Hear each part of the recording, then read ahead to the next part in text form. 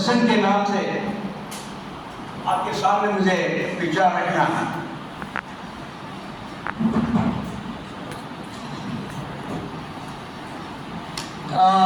ये बातों में बीच बीच में कन्नड़ भी कहीं कहीं प्रवेश करेगी। आपके समझ में कोई, मैं समझता हूँ, दिक्कत नहीं होगा। सिद्धरामेश्वर के वचन की यह पंक्ति है, अरिविनिंदाचरण आचरणे ब्रह्ममया। जो विवेक से, ज्ञान के मार्ग से, जो आचरण करता है, जो भी काम करता है, वह ब्रह्ममय होता है। ब्रह्ममय मतलब बहुत क्रिएटिव होता है, अनुत्पादक नहीं होता, उत्पादक होता है। विचार ही किसी काम में, किसी आयोजन में बहुत बड़ा काम करता है। और कहा गया है कि विश्व पर ये कोई आटम बम, हथियार, ये शासन नहीं करते। थॉट्स ही, विचार ही विश्व पर शासन करते रहते हैं, दूसरे रूप से। ऐसा प्रवेश करने का मेरा उद्देश्य था साथियों, दोस्तों। 12वीं सदी का जो कन्नड़ में, कर्नाटक में वचन आंदोलन हुआ, शरणों का जो वचन आंदोलन हुआ, दुनिया में ऐसा कहीं भी सोशल लिटरेरी मूवमेंट नहीं हुआ होगा। विश्व में कहीं भी, किसी काल में भी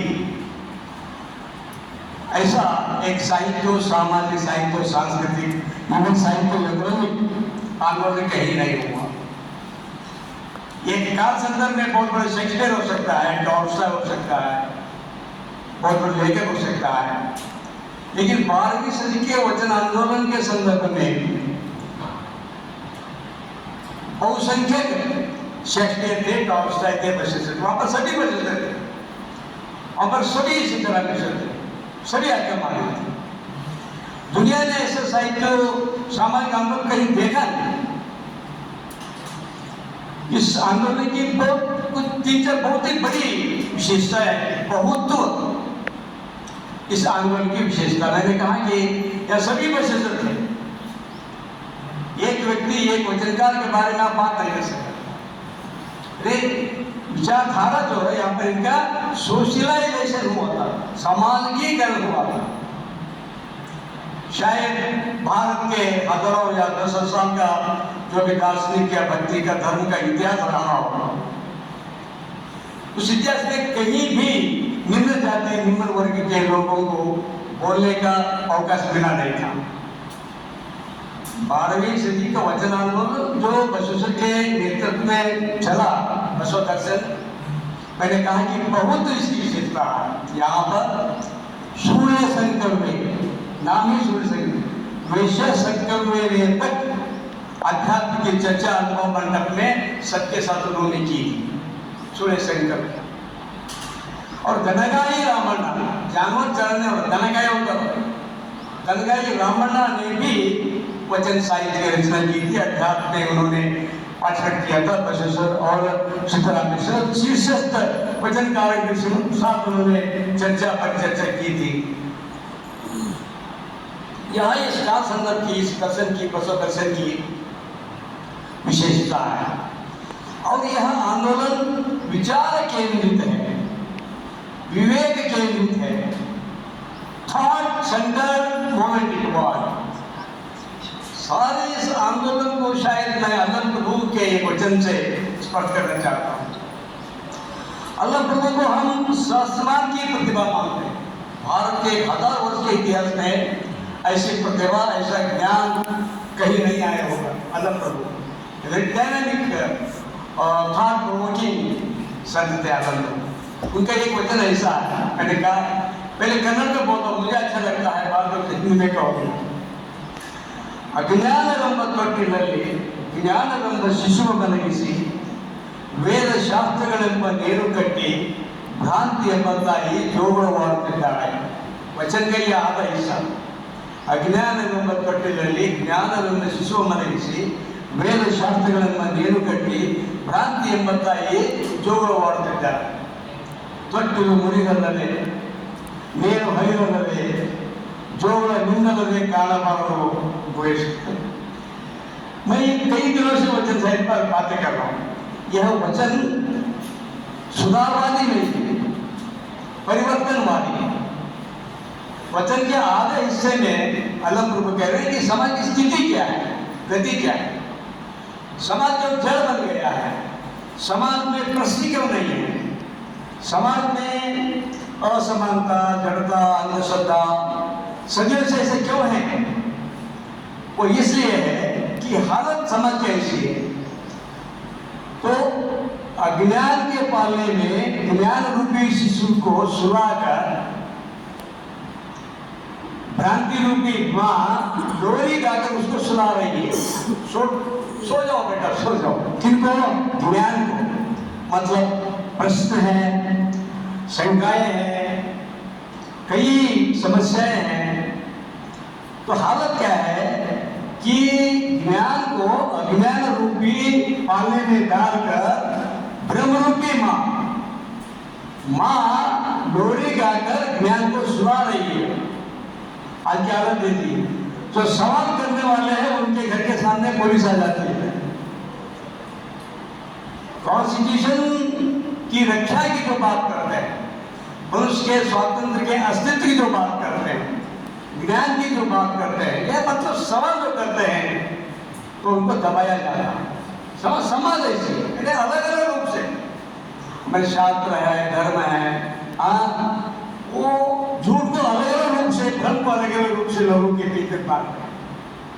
अज्ञान रूपी पालने में ज्ञान को सुला कर, ज्ञान का मतलब क्वेश्चंस, प्रश्न, चिंतन और मूल विचार तक जा रहा है। तो माँ रूपी भ्रम, मतलब टीचर्स भी शायद क्लियर नहीं, गुरु वर्ग भी क्लियर नहीं, और हमारे शास्त्र ग्रंथ तो उस पर है ही नहीं। तो बात पर तो यही कहा जाता है कि शास्त्र में ऐसा कहा गया है, पुराण में ऐसा कहा गया है। तो इसलिए समाज जड़ बना है, अज्ञानी बना है, ज्ञान को आगे आने नहीं दे रहा है, ज्ञान को जागरूक होने नहीं दे रहा है, कॉन्शियस को, चैतन्य को, मूल प्रश्नों को आगे आने नहीं दे रहा। समाज की स्थिति ऐसी है। तो करना क्या चाहिए? तो जब तक आप अज्ञान को सर्वनाश नहीं करेंगे, मूल प्रश्न हमने सुना है ना कि बेंगलुरु के वाइस चांसलर नरसिम्हा और साईं बाबा की बहुत बड़ी चर्चा चल रही थी हमारे यहाँ। साईं बाबा ने हम और आपको लेकर कई लोगों को बहुत मूर्ख बनाया हुआ। वो कुछ तो भी बस लेते थे, छूप ऐसा देते थे, कुछ तो करते थे, या 1 रुपए या कॉइन वगैरह लाते थे आगे आगे। तो ये जो वाइस चांसलर साइंटिफिक टेम्पल आगे लाकर, बेंगलुरु यूनिवर्सिटी के वाइस चांसलर, उन्होंने कहा हमें बस नहीं चाहिए, हमें सोने का नहीं चाहिए, हमें कद्दू दे, कद्दू कुंबड़ के हमें बस में बैठा ಬೆಳ್ಳಿ ಬಂಗಾರ ಉಂಗುರ ಬೇಡ, ಒಂದು ದೊಡ್ಡ ಬದಲಿಗೆ कुंबड़काई को इज नॉट पॉसिबल। तो साईं बाबा ये भस्म ऐसे जो है अलग अलग रूप से हमारे प्रतिदिन के अस्तित्व में है। इसलिए जब तक आप अज्ञान को नाश नहीं करेंगे, कट्टिल मुरिदल्लदे नेनु हरिदल्लदे, और वेद शास्त्रों में उन्होंने रस्सी नहीं कहा, पालने रस्सी नहीं, फांसी कहा। नेनु मतलब फांसी, नेनु हरिदल्लदे उद्योग निंदल्लदे। तो मतलब ये बहुत बड़ा क्लास है, बहुत बड़े टीचर क्लास ले रहे हैं। उस टीचर की बहुत बड़ी समस्या क्या है? क्वेश्चन। कोई लड़का सवाल करता है तो इनको बेटा है, सवाल करने वाले लड़कों को पहले वो दूर रखना चाह रहे हैं। जब तक के वेद शास्त्र या पुराण इनके भ्रम को दूर नहीं करेंगे, तब तक आप गोरेश्वर मतलब एम तक, आप मूल विचार तक जा नहीं सकते। This is the base of वचन मूवमेंट। वचन आंदोलन का मेन केंद्र क्या है? वास्तविक जीवन के प्रति उन्होंने सवाल उठाया, जीवन के प्रति सवाल उठाया। उन्होंने कहा कि 3-4 प्रश्नों को लेकर वचन दर्शन का, पशु दर्शन का हम अध्ययन कर सकते हैं, जो रियलिटी जीवन के मूल प्रश्नों को उठाते हैं।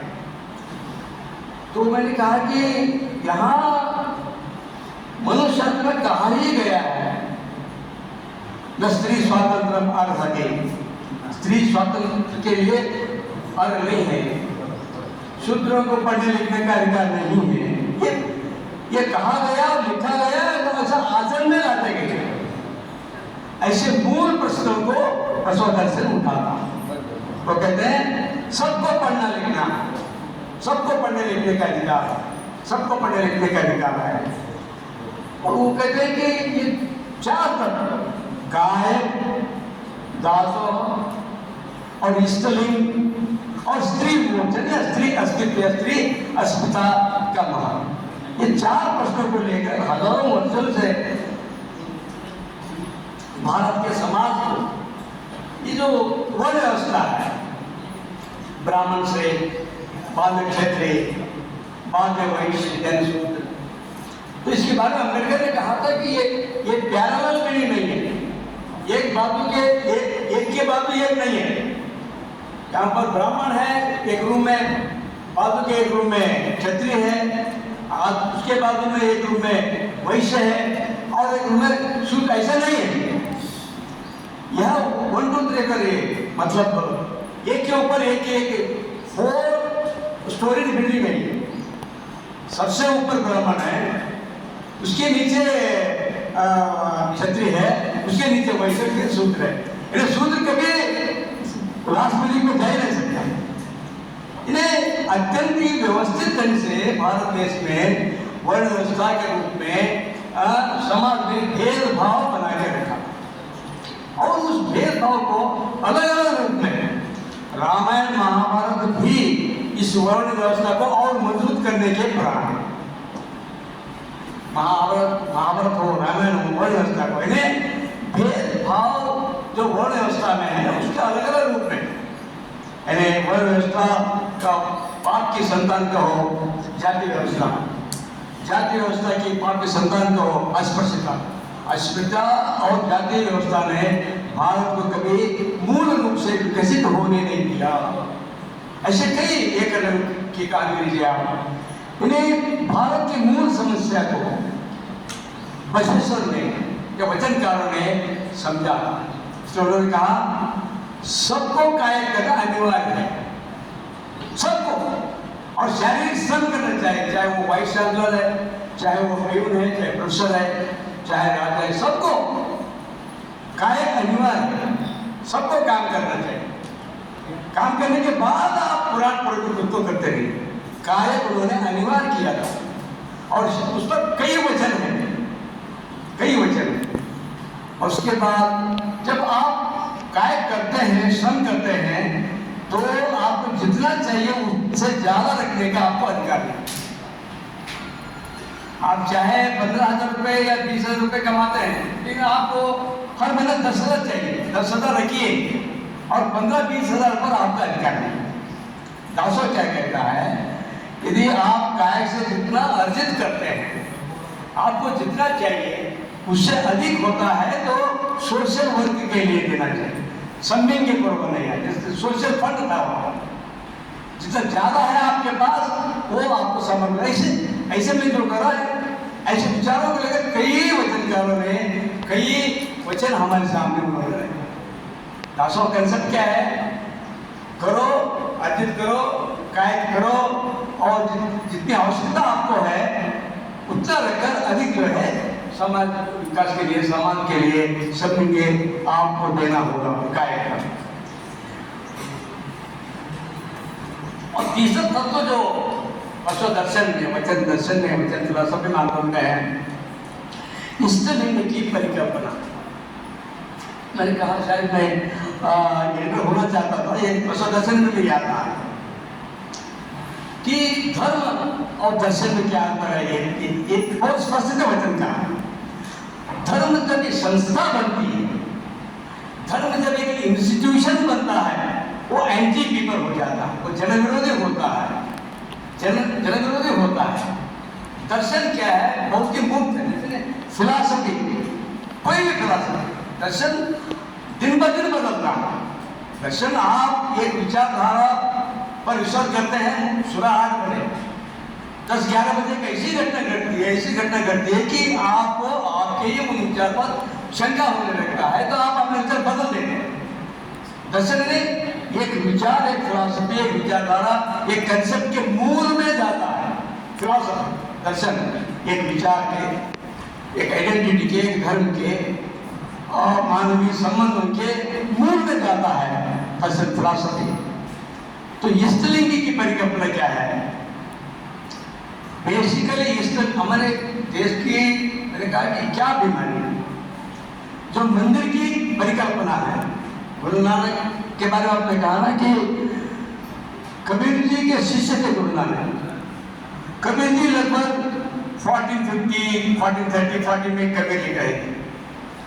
कबीर ने भी मूल रूप से ये भगवान की जो आराधना है, पत्थर के भगवान की जो आराधना है या मंदिर की जो परिकल्पना है, मंदिर की परिकल्पना को और भगवान के शिल्प को उन्होंने मूल रूप से विरोध किया था।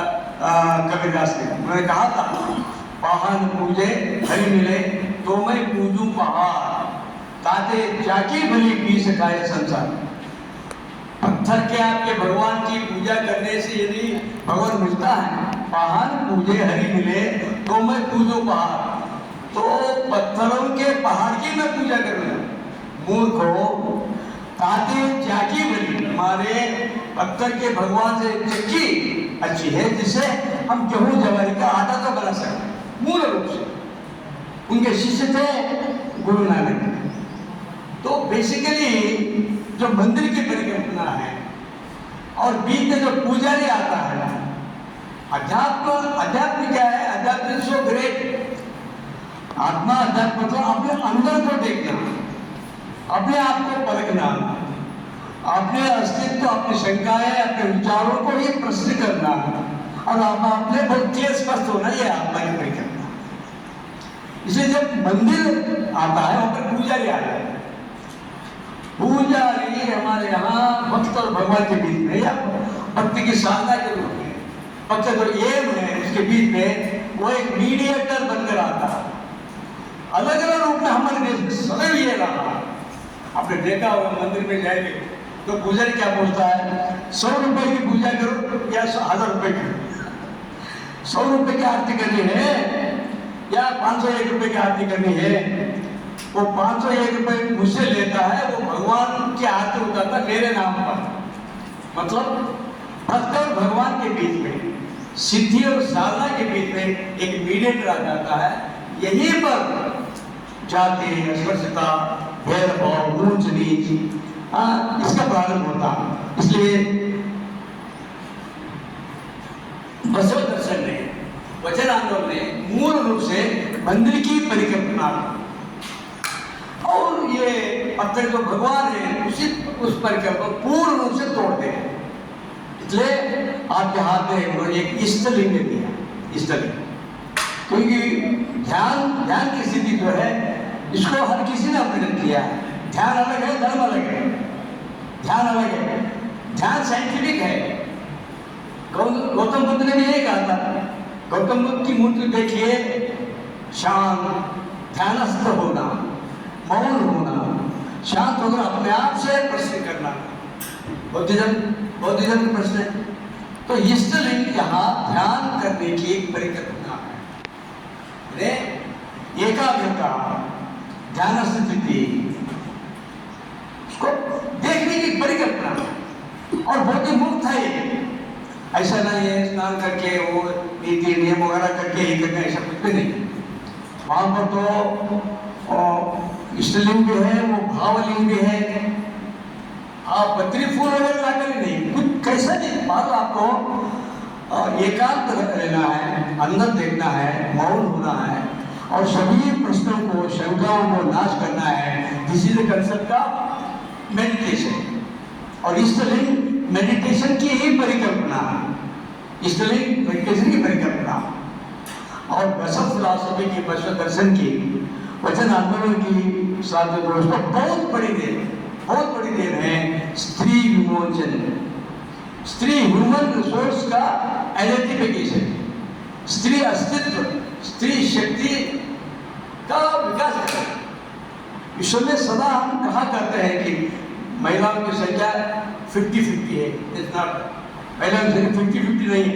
साइंटिफिक अध्ययन यह कहता है कि एक स्वस्थ समाज में 51-52% महिला होती है और 40% पुरुष होते हैं।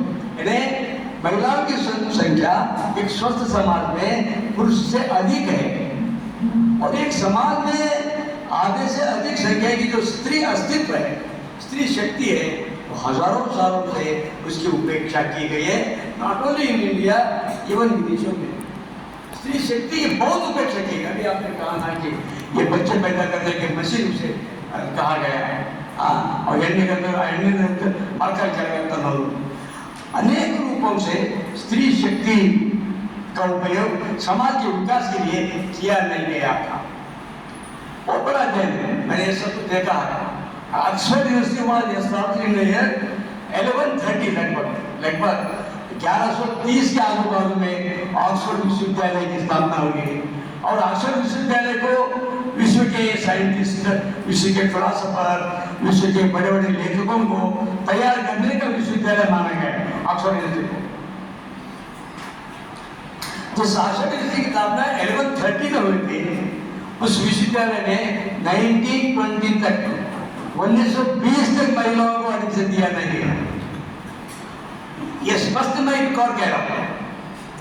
और second Oxford university was established in the year 1379। 1379 में दूसरा ऑक्सफोर्ड यूनिवर्सिटी की स्थापना हो गई है। यूनिवर्सिटी को कॉलेज ही कहते हैं। तो 1379 में इस ऑक्सफोर्ड यूनिवर्सिटी की स्थापना हो गई है। अच्छी तरह सुनिए, उस विश्वविद्यालय में 1979 तक महिलाओं को उन्होंने एडमिशन दिया। 1978 में हमारे यहाँ इंदिरा गांधी जी को आया था। हमारे यहाँ महिलाओं का अस्तित्व तो बहुत कुछ विकसित हुआ। और एक जानकारी सुनिए आप, चाइना में कम्युनिस्ट सरकार है, सब प्रकार की समानता की बात कम्युनिस्ट सरकार में होती है। तो चाइना 1917 में चाइना में कम्युनिस्ट सरकार की स्थापना हो गई। कम्युनिस्ट इंडिया में कम्युनिस्ट पॉलिट ब्यूरो में, नेशनल कमेटी में 14-15 लोग होते हैं। चाइना के कम्युनिस्ट पार्टी के पॉलिट ब्यूरो में 140 सदस्य होते हैं। 140, आपको आश्चर्य होगा, 140 सदस्यों में आज भी चाइना में पॉलिट ब्यूरो में एक भी महिला सदस्य नहीं है। साथियों दोस्तों, बसव दर्शन में, वचन आंदोलन में सबसे अधिक महिलाओं ने शिवशरणियों ने वचन साहित्य की। सबसे अधिक हमें 35-36 से ज़्यादा शिवशरणियों की वचन साहित्य हमें उपलब्ध हुआ है, लेकिन सबसे अधिक शिवशरणियों का भागीदारी अनुभव मंडप में, वचन साहित्य रचना में, आध्यात्म चर्चा में और सोशल ओरिएंटेड विचारधारा में उनकी भागीदारी थी। सचवाद great scientific movement, social literary movement स्वावलंबन था। और बसवेश्वर जी इनके केंद्र में थे, और बसवेश्वर के जन का हुआ वगैरह ये सब मुझे जाना नहीं। He was most democratic personality, बहुत ही डेमोक्रेटिक मूवमेंट ये था। उन्होंने कहा ना, इतना डेमोक्रेटिक था, ये वचन है उनका, हसीवादने उम्बदन सतिय रति सुतवन आना ही नी मारे। वेरी वेरी स्ट्रॉन्ग वचन है। वो कह रहे भूख लगती है तो भोजन करना और सती के साथ संभोग करना, यहाँ मेरे बजाय तुम करो यार, इसके कारण कितना स्ट्रॉन्ग है। तो क्या कह रहे हैं, हसीवादने उम्बदन सती रति सुतवन आना ही नहीं मारे। लेकिन मंदिर की परिकल्पना क्या है, वो आपके नाम पर वो 500 रुपये लेकर आरती उतारता और वो पूछता आपका जन्म नाम क्या है, आपका माँ बाप का नाम क्या है, आपके माँ बाप का नाम लेते वगैरह वगैरह। ये बहुत ही विस्तृत हो रहा है, बहुत विस्तृत हो रहा है। तो एक स्वस्थ समाज की जो बीमारी है, और जहाँ असमानता पैदा होती है, और जहाँ मनुष्य को मनुष्य के रूप में देखा नहीं जाता, इन प्रश्नों को उठाकर वचन आंदोलन में बसवेश्वर के नेतृत्व में बहुत बड़ा सोशल लिटरेरी मूवमेंट हुआ, बहुत बड़े समाज के स्वच्छ की बात की गई है। And it was great people's economy, people's philosophy, అంటే జన సంస్కృతి, जन चिंतन, जन साहित्य की रचना। ये वचन का कहते हैं कोटि कोटि वचनों पर गणित नहीं। सो इतनी बड़ी संख्या में, और फ्रॉम वर्किंग क्लास, कोई धोबी है, कोई किसान है, कोई नाव चलाते हैं, कोई घास लाकर जानवर को डालते हैं, सब काय के जीवी है, परिश्रम करने वाले हैं, वर्किंग क्लास के लोग हैं। उन सब ने मिलाकर एक दार्शनिक, एक आध्यात्मिक चिंतन की दुनिया उन्होंने बनाई, और सबने साहित्य रचना की। साथियों, हम और आप लेखक हैं, भाषा के साथ काम करने वाले हैं। भाषा में हम काव्य, उपन्यास, कहानी लिखते हैं, मंच की भावनाओं को रखते हैं। तो ये भाषा का जो विकास होगा तो चरम सीमा पर, मैंने कहा कि कोटि कोटि वचनों को पर्याप्त कर नहीं है। तो इतनी बड़ी संख्या में इतने श्रमिकों ने, और श्रम का इन्होंने जो आदर किया है, श्रम का, परिश्रम का, सारी दुनिया के विकास का, युद्धों का, सुख दुख का, सबका मूल कारण क्या है? परिश्रम है, खेती है, प्रोडक्शन है। प्रोडक्शन एंड कंज्यूमशन के लिए, डिस्ट्रीब्यूशन के लिए परिकल्पना है। सबको मेहनत करना है, सबको काम करना है। और एक भाषा का विकास जिसको हम चरम सीमा कहते हैं, इतनी बड़ी संख्या में वचनकार, वचनकारियाँ और सोशल कंसर्न रखकर वास्तविक जीवन के प्रश्नों को लेकर, काय का महत्व कभी कम होगा, पसीने का महत्व कभी कम होगा, कभी कम नहीं होगा। जितना मेहनत करोगे, लक्ष्मी आपके घर में बहुत रहेगी। तो दिन प्रतिदिन के वास्तविक समस्याओं को लेकर, किसान है, खेती मजदूर है, खेती है, कपड़े बनाने वाले हैं, तेल बनाने, सब वर्किंग क्लास के, सभी वर्ग के लोगों ने वचन साहित्य की, विचारधारा की रचना की, और एक स्वच्छ समाज की परिकल्पना थी। तो मैंने सभा में कहा था कि आज डेमोक्रेसी को बात से मैं पूरा करता हूँ।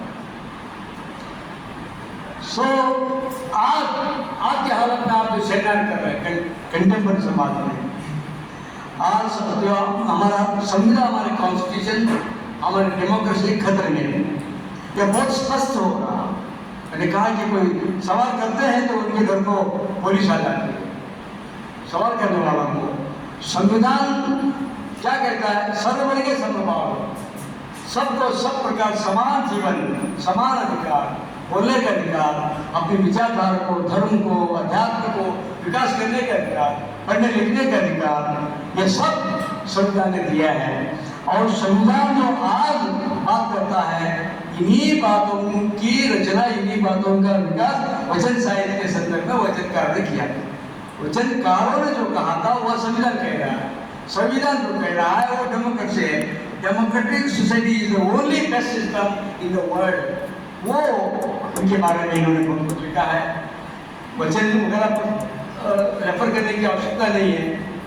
शायद इस आंदोलन के बारे में जो इंटरनेशनली, अंतर्राष्ट्रीय स्तर से जो कहा गया है, वो एक बात शायद मैं पढ़कर सुनाना चाहता हूँ। तो पैसेंजर के बारे में, इस मूवमेंट के बारे में जो इंटरनेशनली कहा गया है, आज विश्व को अध्यात्म की भूख है, आज इस विश्व को डेमोक्रेसी की भूख है, आज विश्व को मनुष्य के अस्तित्व है, डेमोक्रेसी जो खतरे में है, ये लोग अनुभव कर रहे हैं। कितने युद्ध चल रहा है, कितने युद्ध चल रहा है, युद्ध में क्या हानि होती है, युद्ध में कितनी मानवता का सर्वनाश होता है। और नेचर का युद्ध कहा जाता है कि धरती रहेगी या नहीं। धरती की हीट इतना ज्यादा हो रही है, शायद हम बिल्कुल अमेरिका में रिसेंटली सुना नेचर खतरे में है, मनुष्य का जीवन खतरे में है, पानी खतरे में है। ऐसे संदर्भ में वचन साहित्य को लेकर, वचनों को लेकर शायद एक तो ऐसे रेफरेंस है, मैं पढ़ने जा रहा हूँ। नाग बोला था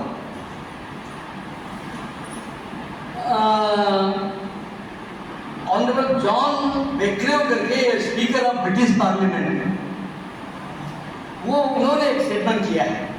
वो कह रहे हैं it's amazing and extraordinary that Bashveshwara professed and campaigned and advocated genuine democracy, human rights, gender equality way back in the 12th century, even before anyone in United Kingdom had ever thought about it.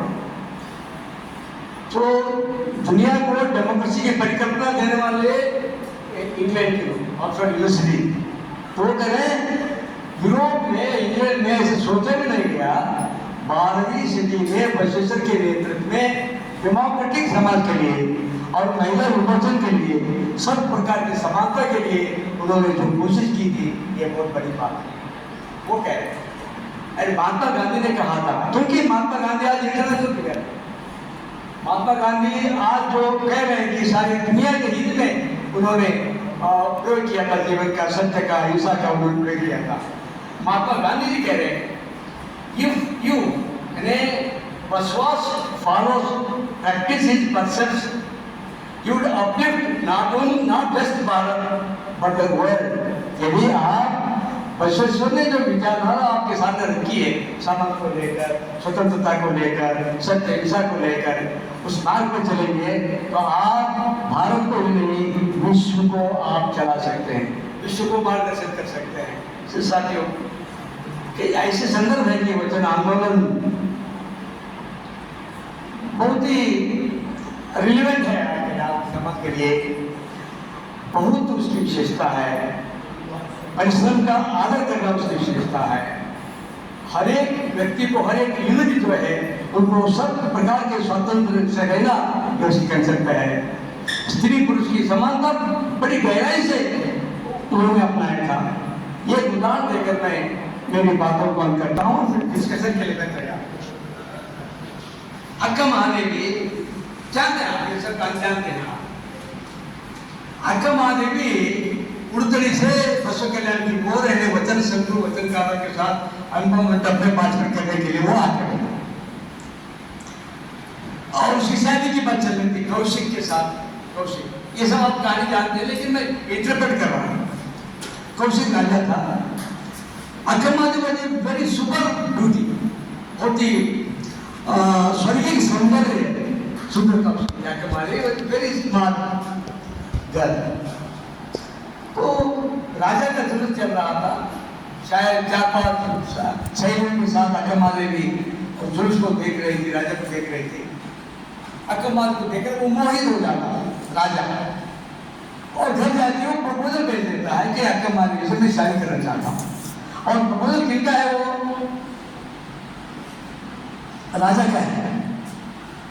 अक्का महादेवी कहते हैं, वो reject करते, she rejects, he is not fit for me, क्योंकि अक्का Mahadevi already अध्यात्म साहित्य काल की ओर जा रहे थे।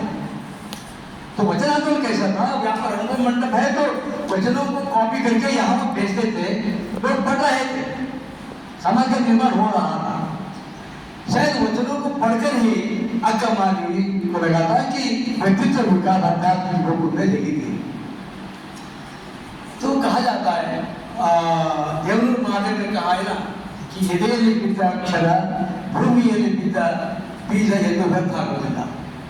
यदि हमें अक्षर मिल जाता है, ज्ञान मिल जाता है, जब हम पढ़ना लिखना शुरू करते हैं तो हमारी आज़ादी, हमारी व्यक्तित्व के विकास को कोई रोक नहीं सकते। यह अक्षर की शक्ति है, ज्ञान की शक्ति है। इसलिए शायद पढ़ना लिखना काव्य अध्यात्म जीवी अकमत बन गई थी, इसलिए उन्होंने इनकार किया।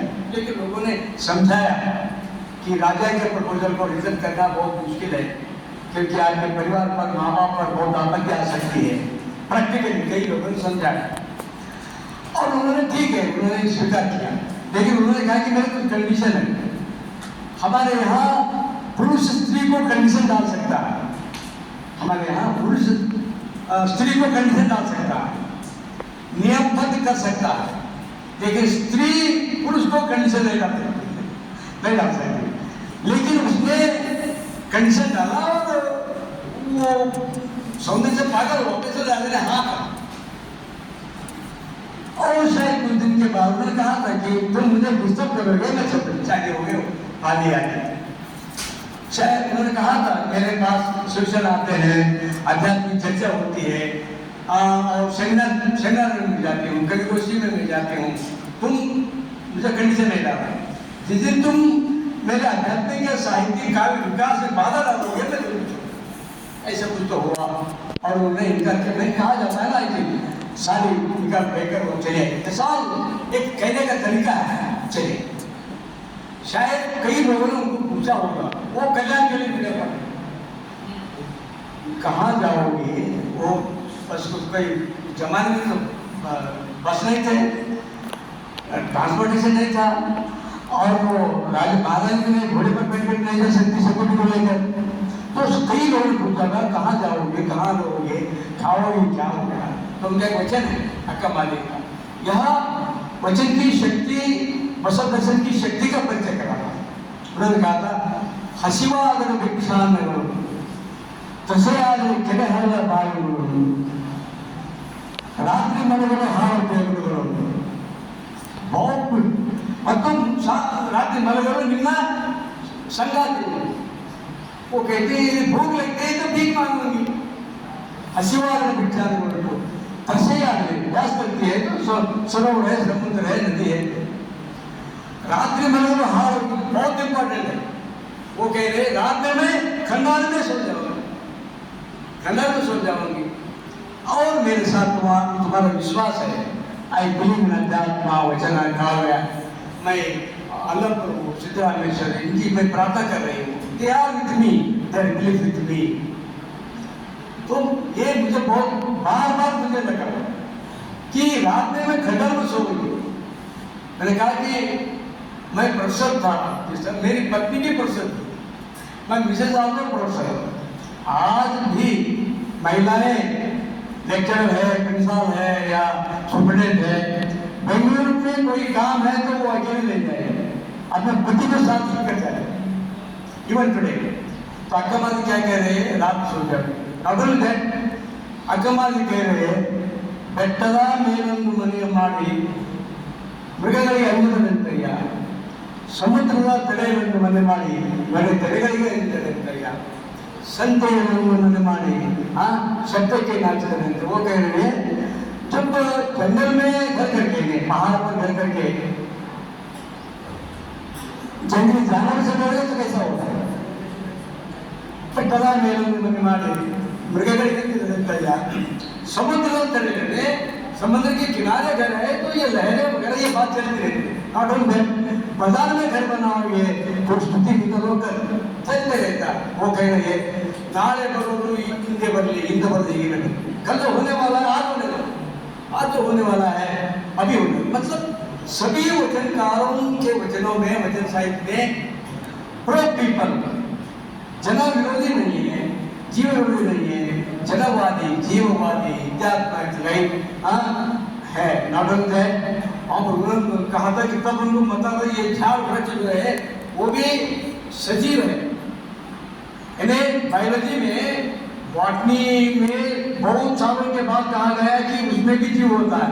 तो तब उन्होंने कहा था कि ये जो हमारे पेट के लिए घास है, प्याज है, तोड़ कर लाकर हम खाते हैं, वो कह रहे हैं हमें पता है कि आपको तोड़ने से आपको दर्द हो रहा है, इसलिए क्षमा मांगकर पूजा करके उसको प्रसाद करके वो भोज करें।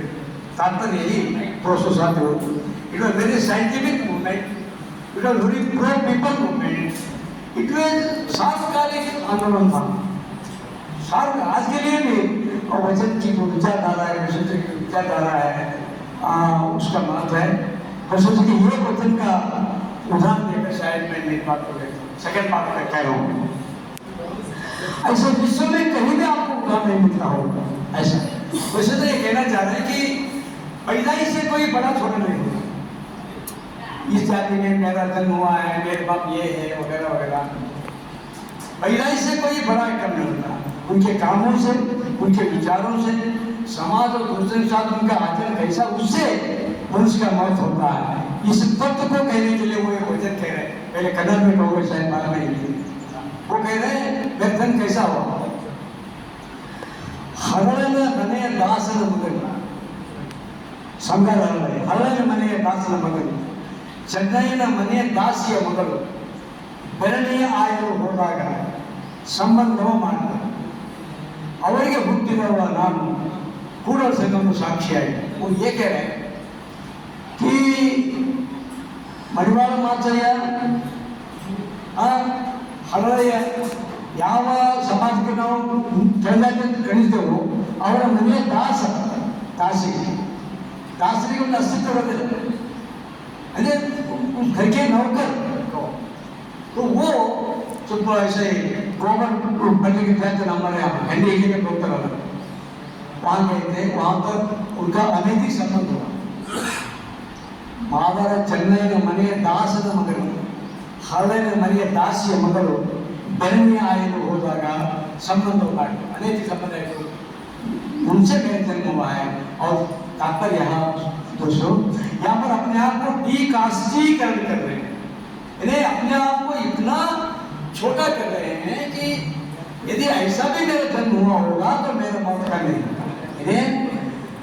जन्म के आधार पर किसी को बड़ा, किसी को छोटा, या किसी जाति को, किसी वर्ग को बड़ा छोटा कहना, बेसिकली असमानता की जितनी भी परिकल्पना है उन सबको वचनकार ने शिक्षकों ने तोड़ कर रख दिया था। ऐसा बहुत ही रेर आंदोलन हमारे 12वीं सदी में कन्नड़ साहित्य के संदर्भ में वचन आंदोलन हुआ था। वकीली फ्रॉम बसकला, ये दबाले जो है बसकला से 2-3 किलोमीटर का गांव है। उनके गांव में एक शन रहते थे यार, वो और कक्कैया, जंगल को साफ करने वाले, वो करके अपना मंडप पास करते थे। सो शायद बसकला के अलग अलग जगह में बस को घूमना से जब हम बसकला जाते रहते हैं, गाँव आता है मोड़ के मारैया पापड़ी कश्मीर से आए थे, राजा और रानी सब लेकर आए थे, और मोड़ के में रहकर, ये गुफा में रहकर काम करके लकड़ी बेचकर वो अनुभव मंडप में पार्टिसिपेट करते थे। This are real. Very recently Jammu Kashmir के मेरे दोस्त अग्नि शेखर कश्मीर के, उन्होंने मुझे लिखा है कि ये शर्ट फ्रॉम कश्मीर वो यहाँ पर आई थी, इसके उदाहरण है। सारे विश्व के कोने से या बहुत बड़े हिस्से से कायक जीवी समझ यहाँ पर आए थे, आध्यात्मिक चिंतन किया उन्होंने, सब मिलकर उन्होंने वचन साहित्य की रचना की। एक साहित्यकार की या एक कवि की जो जिम्मेदारी, सोशल जिम्मेदारी होती है, वो वहाँ पर है। ऐसे कई वचनों को हम रेफर कर सकते हैं। तो इस संदर्भ में आपसे कुछ बोलने का और संवाद करने का आपने जो अवसर दिया और डिस्कशन के लिए मैं आपके साथ, थैंक यू।